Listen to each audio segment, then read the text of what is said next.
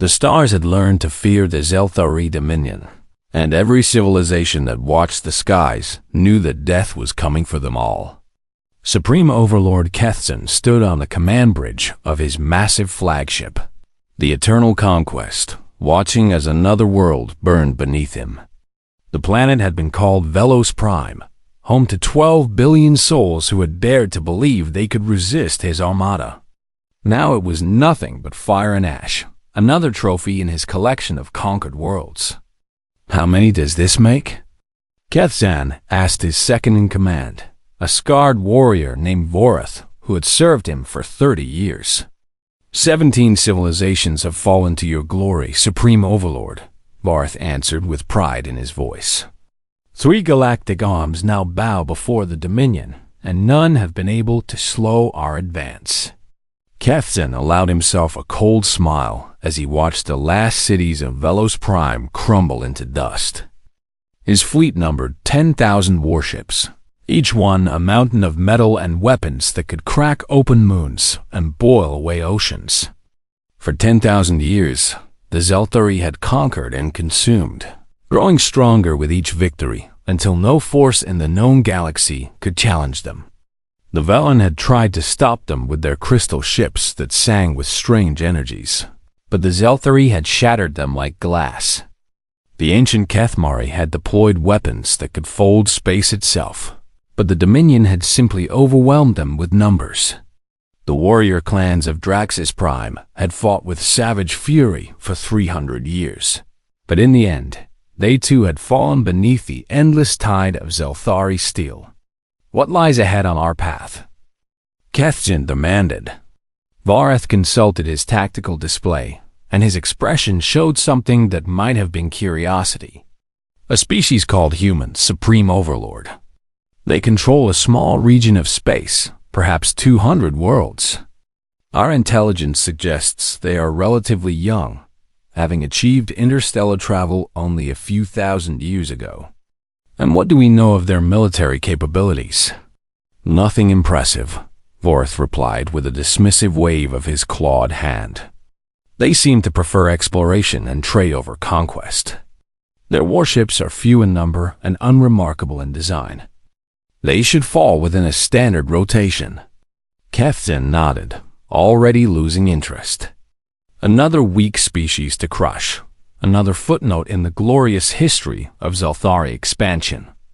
He turned his attention to more important matters, planning the celebrations that would mark his fleet's 1,000th victory. Meanwhile, across the galaxy, the Galactic Council had gathered in emergency session on the neutral world of Sanctuary.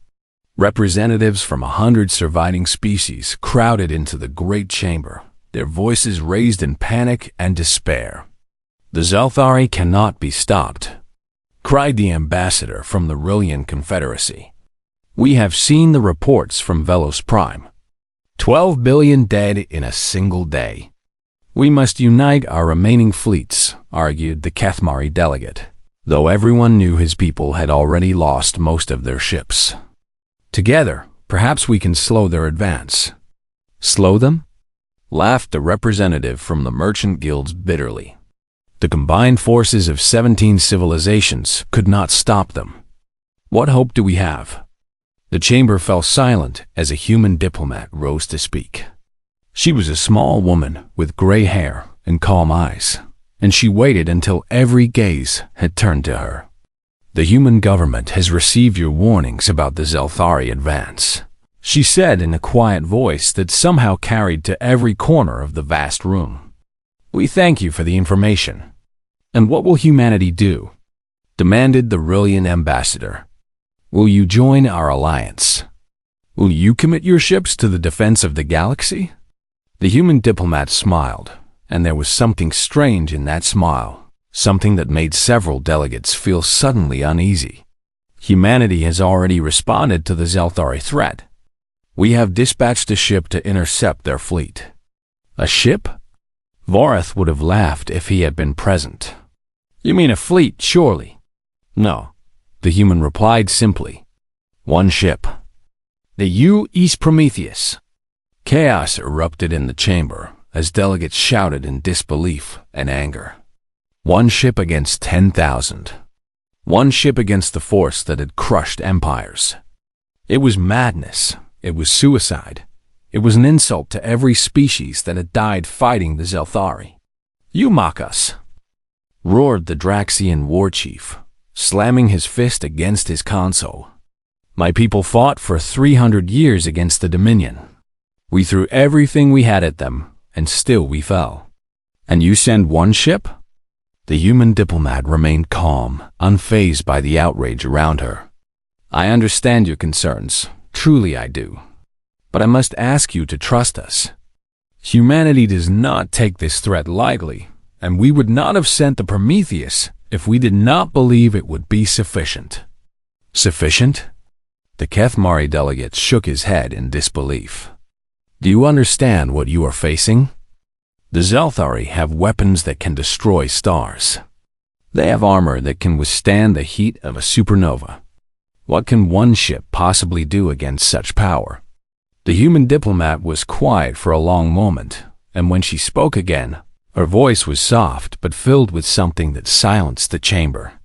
"The Prometheus is not like other ships. It was built for a single purpose, a purpose we hoped would never be necessary.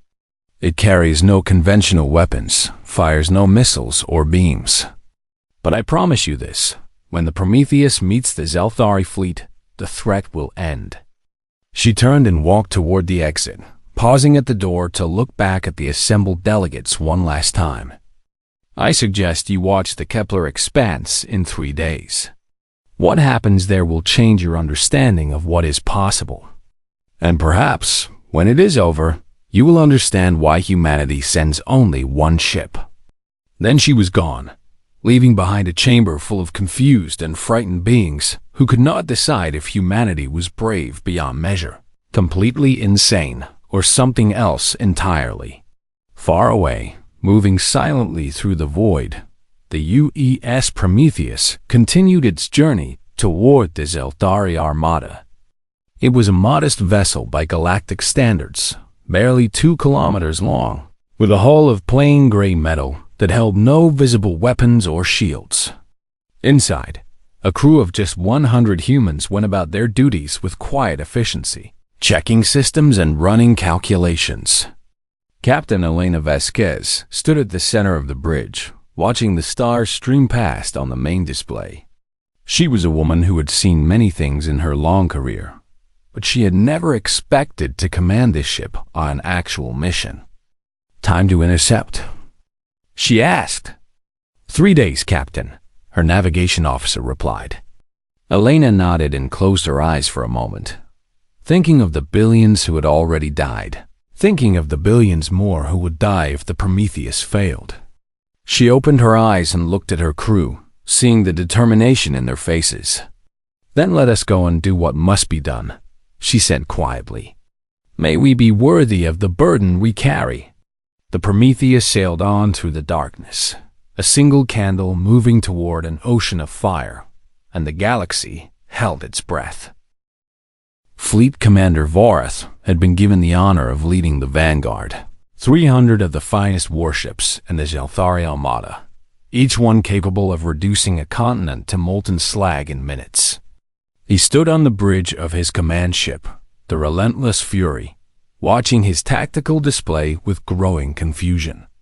His scouts had detected the human vessel 2 hours ago, a single ship moving directly toward his fleet with no attempt at evasion or concealment. It was the strangest thing he had ever seen in his long career of conquest. "What are they doing?" he muttered to himself. "Do they wish to surrender?" His sensor officer looked up from his console with a puzzled expression. "Commander, I am having difficulty analyzing the human ship. Our scans keep returning strange readings. The vessel appears to be there, but also somehow not there. I cannot explain it better than that." Vorath growled in frustration. Technical mysteries annoyed him. He preferred straightforward combat where superior firepower won the day. It does not matter what tricks they are playing. Open a communication channel. Let us hear what these humans have to say before we destroy them. The communication officer worked his controls. But after several attempts, he shook his head. "No response, Commander. They are receiving our signals, but they refuse to reply." "Arrogant creatures," Vareth snarled. "Very well. If they will not speak, we will speak with our weapons. All ships, prepare to engage. I want that vessel reduced to atoms." 300 Zelthari warships moved into attack formation, their weapons charging with deadly energy. Plasma cannons glowed with blue fire, missile tubes opened to reveal thousands of warheads, and particle beam arrays locked onto the tiny human vessel that dared to challenge them. Vareth allowed himself a moment of dark amusement. This was almost too easy. He had hoped the humans would provide some sport, but it seemed they were just as foolish and weak as the intelligence reports had suggested. "Fire!" he commanded. The void of space erupted with violence as 300 ships unleashed their weapons simultaneously. Plasma bolts screamed through the darkness, missiles traced lines of fire toward their target, and particle beams cut through the vacuum like blades of pure destruction. It was enough firepower to crack open a small moon, more than enough to vaporize any ship ever built. None of it hit the target. Vareth stared at his display in disbelief. The weapons had not been intercepted or blocked by shields. They had simply missed, curving away from the human ship as if pushed aside by an invisible hand. Some of the plasma bolts had actually turned completely around and dissipated harmlessly into space. "What is happening?" he demanded. "Why are our weapons not hitting?" His officers had no answers. They could only stare at their consoles in shock as every attack failed to connect. The human ship continued forward, unchanged and undamaged, as if 300 warships had not just tried to destroy it. "Fire again!" Vareth shouted. "All weapons, continuous fire." For 5 minutes, the Zelthari vanguard poured everything they had at the Prometheus. They fired until their weapons overheated, until their missile tubes were empty, until their power cores strained under the demand. And still, not a single shot touched the human vessel. Then the Prometheus responded. There was no visible weapon, no beam or missile or projectile. There was only a brief shimmer in space, a ripple that spread outward from the human ship like a wave in still water. And wherever that ripple touched a Zelthari vessel, the vessel simply ceased to exist. Vareth watched in horror as ships around him began to vanish. Not explode, not break apart, but simply fade away as if they had never been there. One moment a mighty dreadnought would be firing its weapons. The next moment there would be nothing but empty space where it had stood. "Fall back," he screamed into his communicator. "All ships fall back." But there was nowhere to run. The ripple moved faster than their engines could carry them, passing through the vanguard like a ghost through a wall. And every ship it touched was erased from existence. The Wrath sensor officer was crying, tears streaming down his scaled face as he watched the display. 200 ships gone, Commander. 250. We have lost the entire left flank. The relentless fury shuddered as the ripple approached, and Vareth felt something he had not experienced in decades, pure absolute terror. He had seen countless enemies die, had ordered the destruction of entire worlds without flinching, but he had never faced anything like this. He grabbed the communication console and broadcast on all frequencies, hoping desperately that someone would hear his final message. "This is Fleet Commander Vareth to all Zelthari forces. Do not engage the human ship. I repeat, do not engage. Their weapons are beyond anything we have encountered. They can." The ripple touched his ship, and Vareth felt the strangest sensation. It was not pain, not exactly. It was more like being unmade, like every atom in his body was forgetting how to be connected to every other atom. He had one final moment of clarity, one last thought before he ceased to exist. The thought was simple. We should not have come here. Then he was gone, and the relentless fury was gone, and all 300 ships of the Vanguard were gone. The Prometheus floated alone in empty space, surrounded by nothing but silence and starlight. On the bridge of the human ship, Captain Elena Vasquez closed her eyes and whispered a prayer for the souls she had just erased from existence. They had been enemies, conquerors, murderers of billions, but they had still been living beings, and their deaths weighed heavily on her heart. "Captain," her sensor officer reported quietly, "the Vanguard has been neutralized. 0 survivors." Elena nodded slowly. "And the main fleet?" "Still advancing, Captain. It seems they have not yet received word of what happened here. Estimated contact in 6 hours." Elena turned to look at her crew, seeing the mix of emotions on their faces. Some were relieved that the weapon had worked, others were horrified by its effectiveness, and all of them understood that this was only the beginning. "Send a message to Earth," she ordered. "Tell them the Prometheus has engaged the enemy. First contact was successful. We are proceeding to intercept the main fleet." As her communication officer sent the message, Elena walked to the observation window and stared out at the stars. Somewhere out there, 10,000 warships were coming to avenge their fallen comrades. They had no idea what they were facing, no understanding of the power that humanity had kept hidden for so long. She thought about the history of the Prometheus, about the scientists who had unlocked the secrets of reality itself, about the terrible responsibility that came with such knowledge.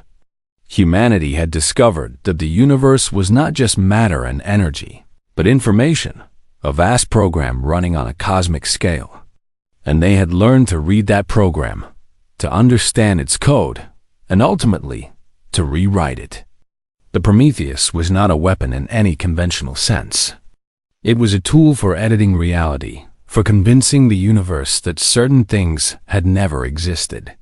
When it had touched the Zelthari ships, it had not destroyed them.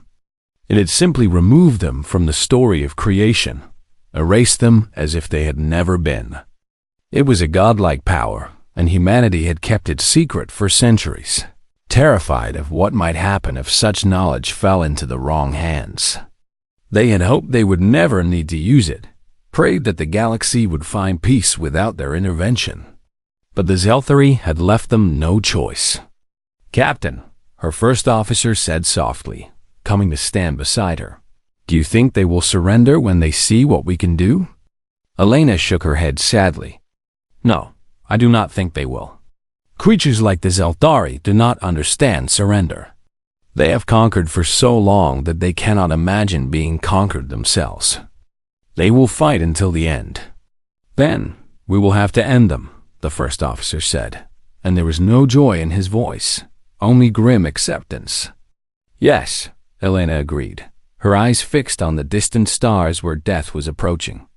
"We will have to end them all. And may the universe forgive us for what we are about to do."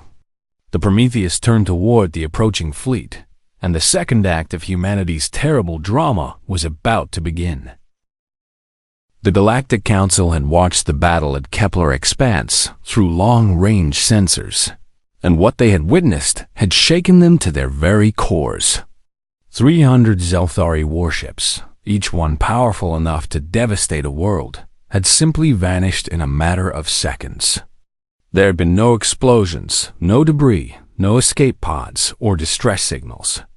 One moment the ships had been there, firing everything they had at the lone human vessel, and the next moment they had been gone, as if they had never existed at all.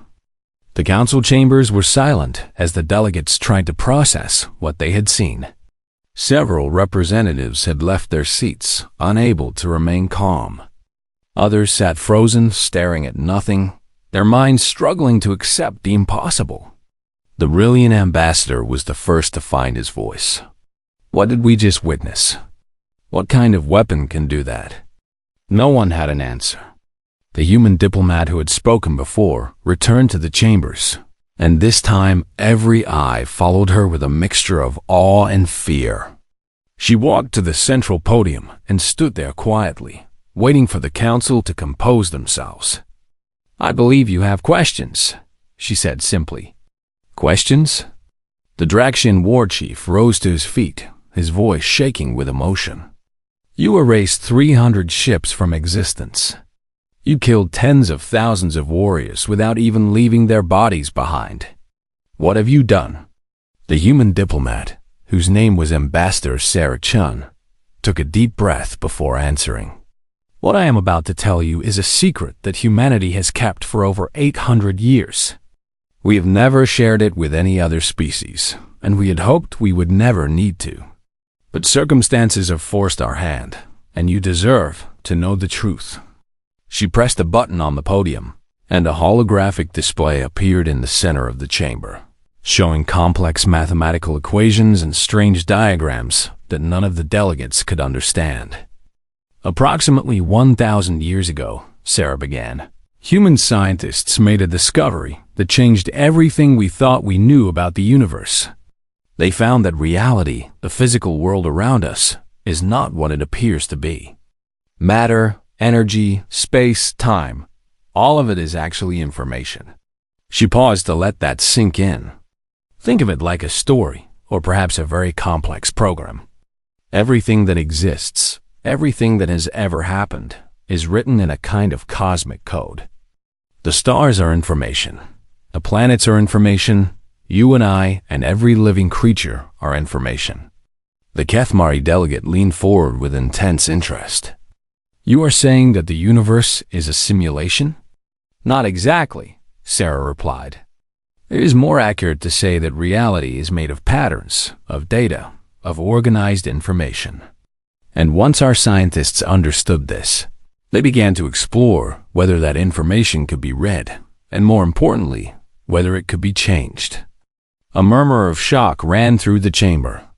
It took centuries of research, Sarah continued, and countless failures and sacrifices that I cannot begin to describe. But eventually, we succeeded. We learned to read the code of reality, to understand how it works, and finally, to rewrite it. She changed the holographic display to show an image of the Prometheus. This ship is not a warship in any conventional sense. It carries no missiles, no plasma cannons, no particle beams.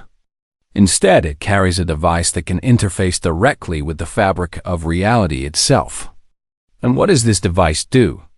The brilliant ambassador asked in a whisper. Sarah's expression grew solemn. It edits.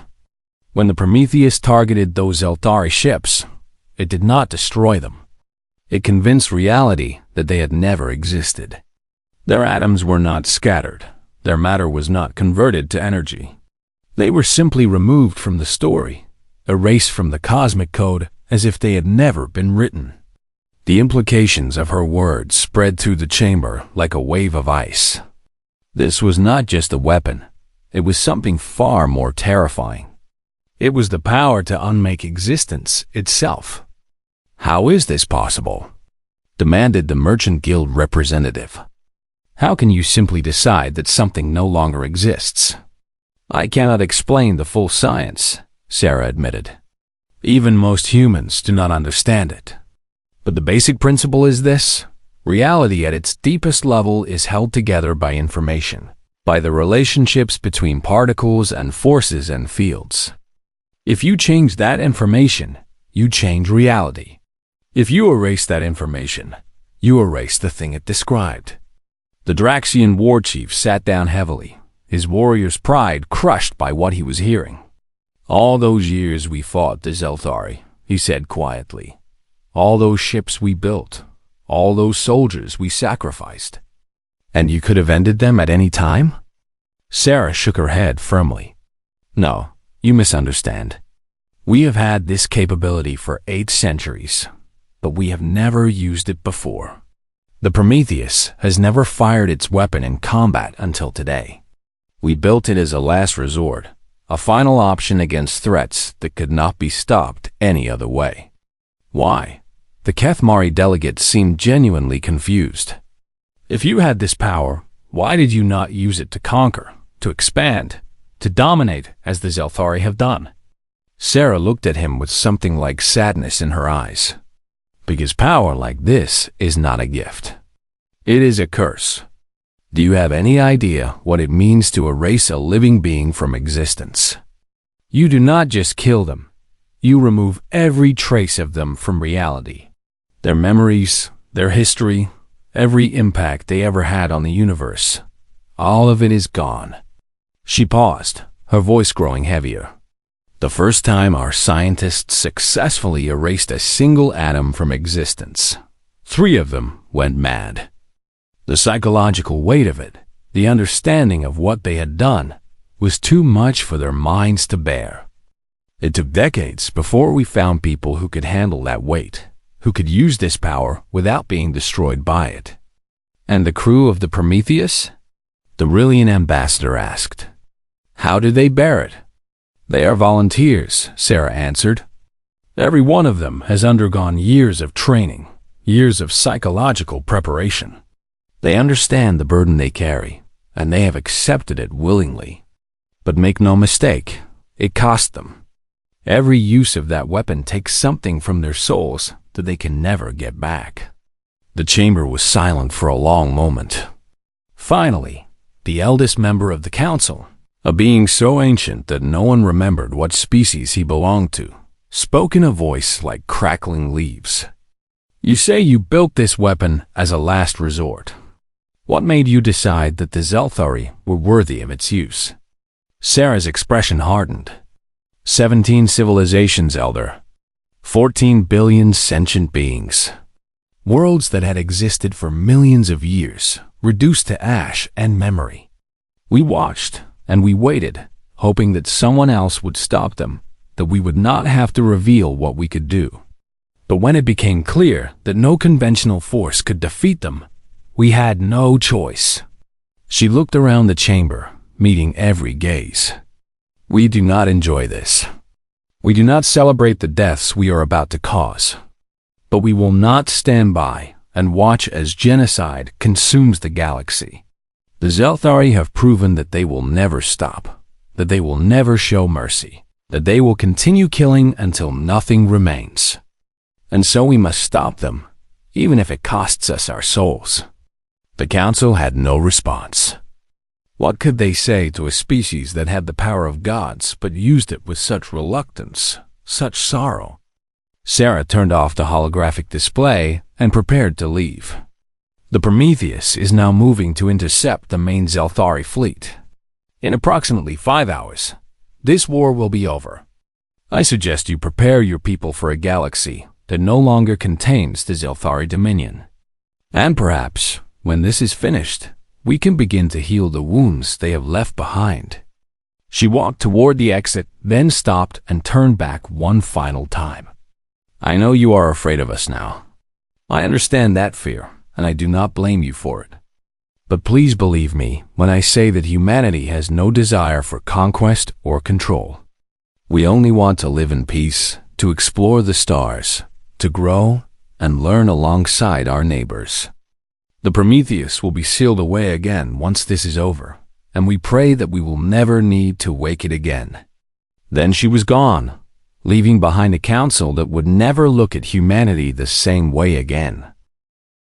Supreme Overlord Kethzin had received the reports from the Kepler Expanse, and for the first time in his long life, he did not know what to make of them.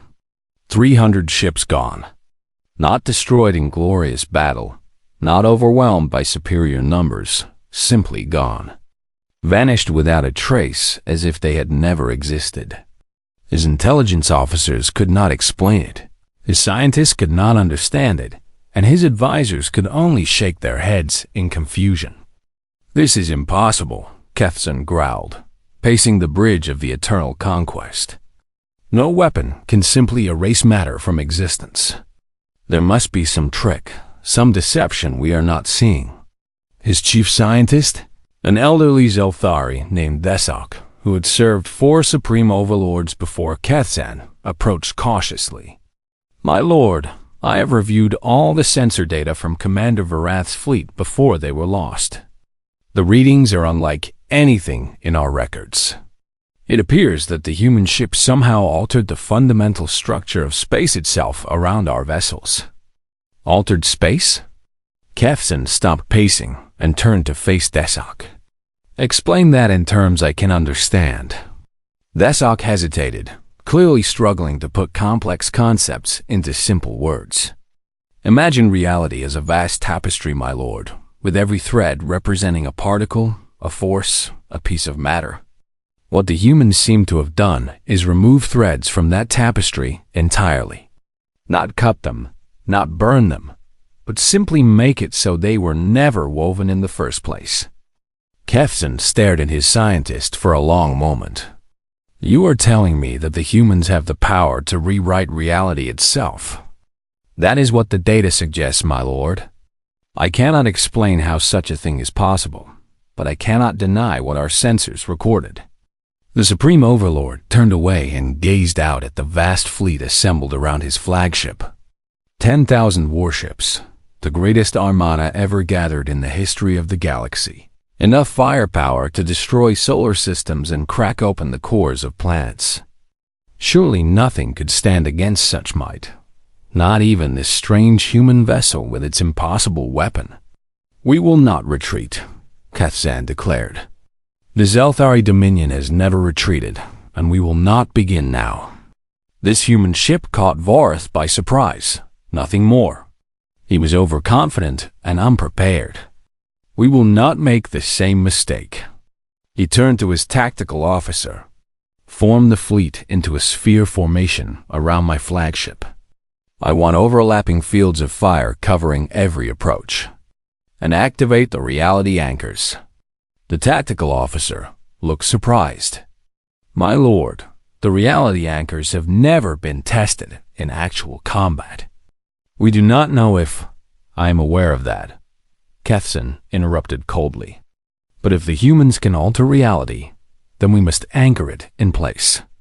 The anchors were designed to stabilize space against all forms of manipulation. Let us see if they work. Across the fleet, thousands of specialized devices hummed to life, generating fields that were meant to lock the fabric of space-time into a fixed state. It was experimental technology that had been developed to counter theoretical weapons that had never actually been encountered. Now it would face its first true test. 4 hours later, the Prometheus appeared on their sensors. Kefsin felt a chill run down his spine as he watched the tiny vessel approach. It was so small compared to his mighty dreadnoughts, so seemingly insignificant, and yet 300 ships had disappeared before it without leaving a single piece of debris. All weapons lock onto the target, he commanded. Fire on my order only. I want every ship in this fleet to strike at precisely the same moment. If this vessel can deflect our attacks, let us see if it can deflect 10,000 attacks at once. The fleet waited, weapons charged and ready, as the Prometheus continued its steady approach. It made no attempt to hide, no attempt to maneuver, no attempt to communicate. It simply came forward like an executioner walking toward the condemned. Now, Kefsin shouted. 10,000 warships fired as one, unleashing a storm of destruction that turned the void bright as a newborn sun. Plasma, missiles, particle beams, antimatter warheads.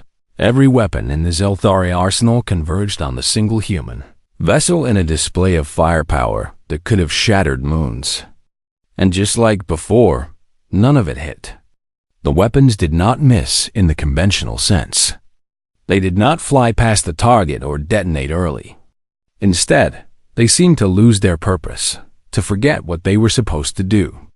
Missiles drifted aimlessly. Plasma bolts dissipated into nothing. Particle beams scattered like light through a prism. The reality anchors, Kefsin demanded. Are they functioning? His scientist Thesok checked his readings with trembling hands. They are active, my lord, but they appear to be having no effect. The human ship is not manipulating space in the way we anticipated. It is doing something far more fundamental, something our anchors were not designed to counter. Kefsin felt rage building in his chest, rage born of fear and frustration. He had conquered countless worlds, destroyed species beyond counting, And now he was helpless against a single small ship that refused to play by the rules of warfare. "All ships advance," he commanded. "If our weapons cannot reach them, we will ram them. I want every vessel in this fleet to converge on that ship and crush it with our combined mass." 10,000 warships began to move, engines burning bright as they surged toward the Prometheus. It was a desperate tactic, the kind of maneuver that no military academy would teach. But Kethzen had run out of conventional options. Then the Prometheus responded. Unlike the battle with the Vanguard, there was no single wave of unmaking. Instead, the human ship seemed to shimmer, and reality around it began to change in ways that defied description. Ships that approached found their engines had never been installed. Vessels that tried to fire discovered their weapons had never been built. Crews that attempted to send messages realized they had never learned to speak. The unmaking spread through the fleet like a plague of impossibility, touching each ship in turn and erasing some essential part of its existence. Some ships forgot they had fuel and drifted helplessly. Others forgot they had crews and became empty tombs of metal. A few forgot they had ever been built at all and simply ceased to be. Kethzen watched in mounting horror as his mighty armada fell apart around him. This was not battle. This was something else entirely. Something his warrior's mind could not accept or understand. He was not being defeated. He was being edited out of history. "Send word to the homeworld," he shouted at his communication officer. "Tell them what is happening here. Warn them to." He stopped, staring at the empty console where his communication officer had been standing. The officer was gone, and so was the console, and so was that entire section of the bridge. Reality had decided it had never been there. One by one, his crew vanished around him. One moment they would be at their stations. The next moment there would be nothing but empty air. Kethzen found himself alone on a bridge that was slowly disappearing piece by piece. A holographic image flickered to life before him, showing the face of a human woman, Captain Elena Vasquez of the Prometheus. Her expression was not one of triumph or cruelty, but of deep, profound sadness. "Supreme Overlord Kethzen," she said quietly, "I am giving you one chance that you never gave your victims. Surrender now, order your remaining forces to stand down, and this can end without further loss of existence. We do not wish to unmake your entire species, but we will do what we must to end your campaign of genocide." Kethzen stared at the human with burning hatred.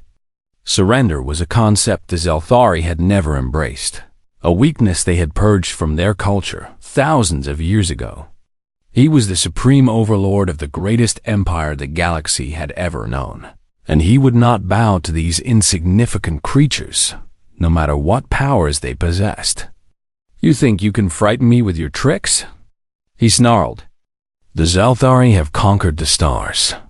We have crushed civilizations that were ancient when your species was still learning to walk upright. And we will continue to conquer long after you and your pathetic ship are forgotten." He slammed his fist against the console before him. "All surviving ships, ignore my previous orders. Target the human vessel and fire everything. Do not stop until that ship is nothing but atoms."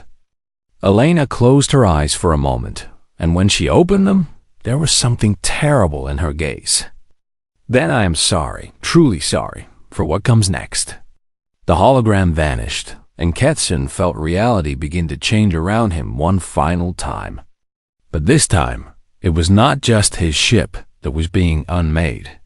Through some sense he could not name, he understood that the Prometheus was reaching further, reaching back through time and space to the very beginning of Zelthari existence.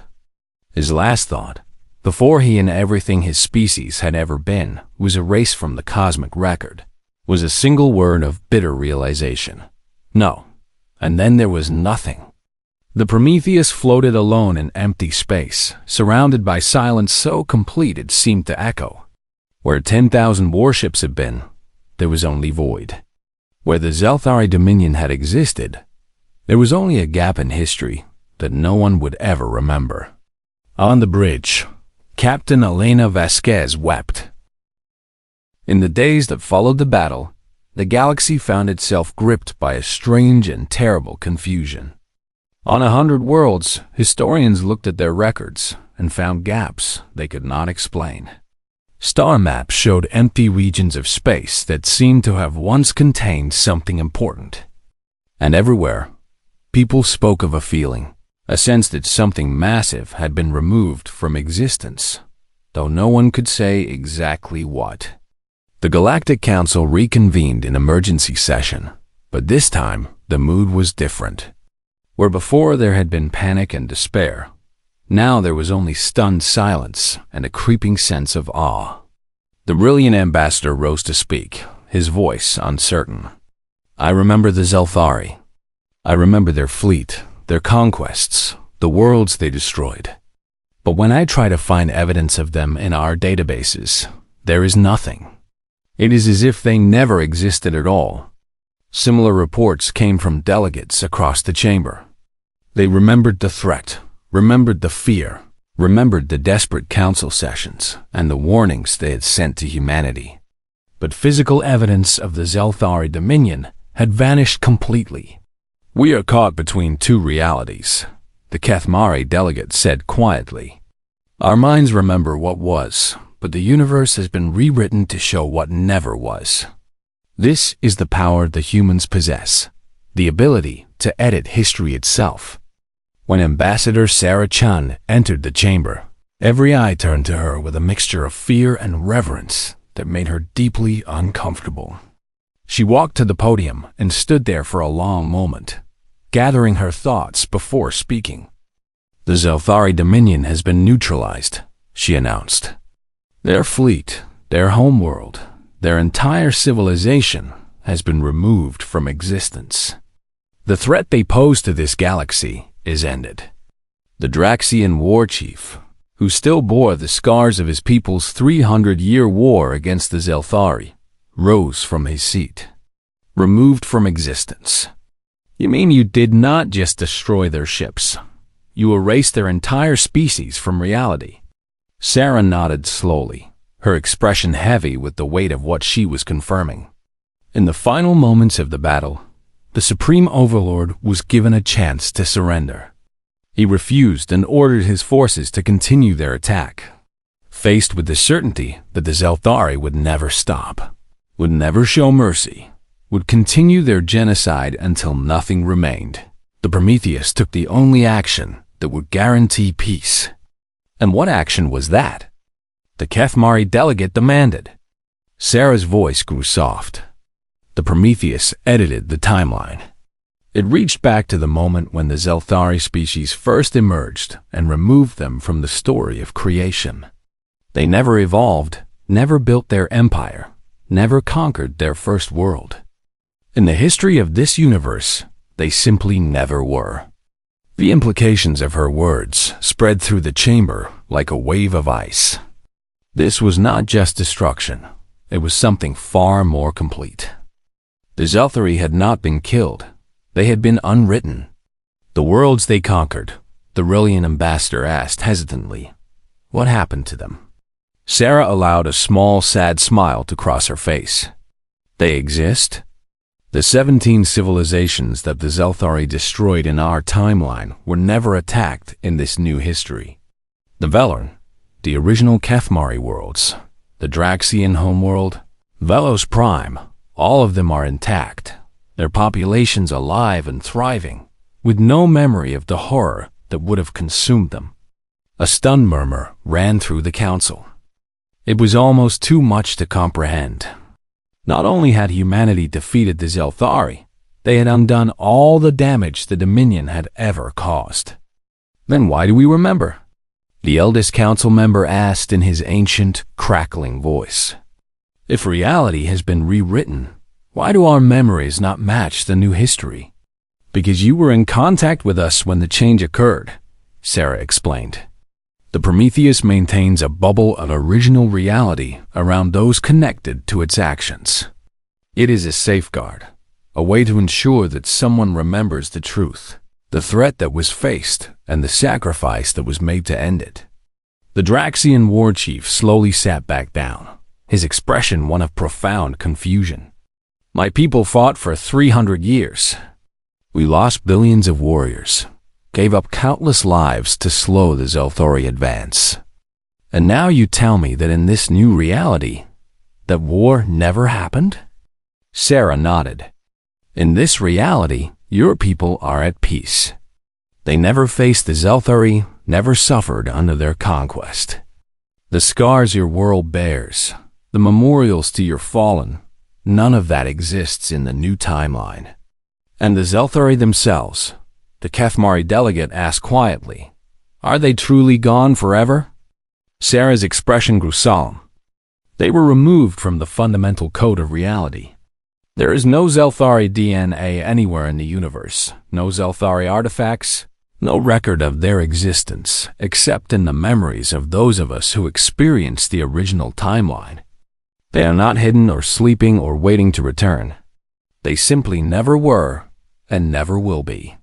The council sat in silence, trying to process the enormity of what humanity had done.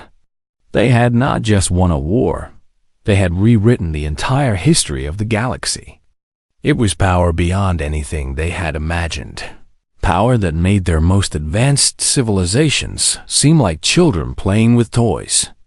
Finally, the eldest council member spoke again. And what does humanity intend to do with this power now that the threat is ended? Will you reshape the galaxy to your liking? Will you become the new masters of creation? Sarah shook her head firmly. No. The Prometheus is already returning to Earth, where it will be sealed away in a facility that has never been opened. Humanity has no desire for conquest or control. We've only ever wanted to live in peace among the stars, to explore and learn and grow alongside our neighbors. She paused, looking around the chamber at the frightened and awed faces. I understand that you fear us now. I understand that knowing what we can do changes everything you thought about your place in the universe. But I ask you to remember this. We had this power for 800 years and never used it. We watched the Zelthori advance and prayed that someone else would stop them. We intervened only when it became clear that no other option remained. The brilliant ambassador found his voice. You ask us to trust you, but how can we? How can anyone trust a species that can erase entire civilizations from existence? What happens if you decide that we are a threat? Will you unmake us as well? Sarah met his gaze with calm, steady eyes. I cannot give you guarantees. I can only tell you what we believe. We believe that power like ours is not a gift but a burden, a terrible responsibility that weighs on the soul of everyone who knows about it. We do not celebrate what we did to the Zelthari. We mourn it. We mourn the necessity that forced us to use such a weapon, and we hope with all our hearts that we will never face such a necessity again. She stepped away from the podium and walked toward the exit, then stopped and turned back one final time. The galaxy is safe now. The Zelthari are gone, and the civilizations they destroyed have been restored. That is the gift we offer, bought with a price that you cannot imagine. Use it well. Build a future of peace and cooperation. And perhaps, in time, you will come to see humanity not as gods to be feared, but as neighbors who carry a heavy burden so that others do not have to. She left the chamber, and the council sat in silence for a long time. Months later, across the galaxy, life continued as it always had. On worlds that had never known the Zelthari's shadow, children played and scholars studied and traders exchanged goods between the stars. Only a handful of beings remembered the threat that had been faced, and fewer still understood how it had been ended.